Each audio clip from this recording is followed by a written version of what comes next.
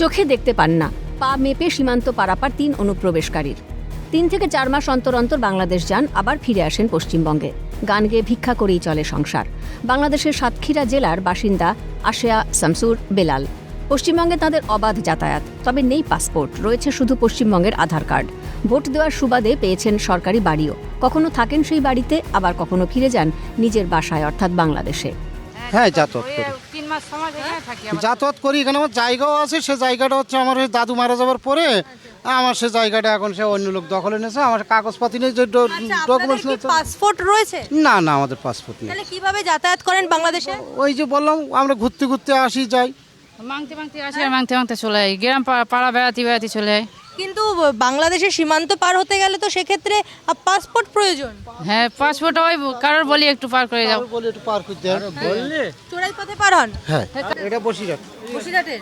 কাকে ভোট দিলেন? তাও আন্দোলন। কাকে ভোট দিলেন? আমি ভোট দেইনি এবার, তা কীভাবে বলবো? কাকে ভোট দিয়েছেন? আগে এবার দিলে মমতা ব্যানার্জির। ফাও বলি তো লাভ নাই, কেন ও আমার এখন ঘরও দিয়েছে, আচ্ছা মানে সরকারি একটা ঘরও আছে। আচ্ছা, সরকারি ঘরও পেয়েছেন?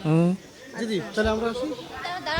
বাংলাদেশ থেকে এসেছেন বাংলাদেশি অনুপ্রবেশকারী, মমতা বন্দ্যোপাধ্যায়কে ভোট দিয়েছেন, সরকারি ঘর পেয়েছেন, রয়েছে আধার কার্ড। অর্থাৎ বাংলাদেশ থেকে যারা অনুপ্রবেশকারীরা এসেছেন এদেশে, তাদের ভারতের একাধিক ডকুমেন্ট রয়েছে, ভারতবর্ষের সমস্ত সুযোগ সুবিধা নিয়েছেন তারা। এবার ফিরে যাচ্ছেন বাংলাদেশে।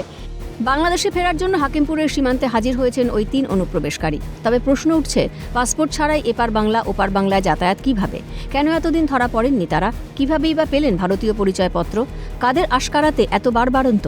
সরকারের পালাবদল হতেই একে একে সামনে আসছে অবাক করা সব ঘটনা। এমনই এক ঘটনা ধরা পড়ল ক্যালকাটা নিউজের ক্যামেরায়। জ্যাকি সিং এর সঙ্গে রেশমি দাসের রিপোর্ট, ক্যালকাটা নিউজ।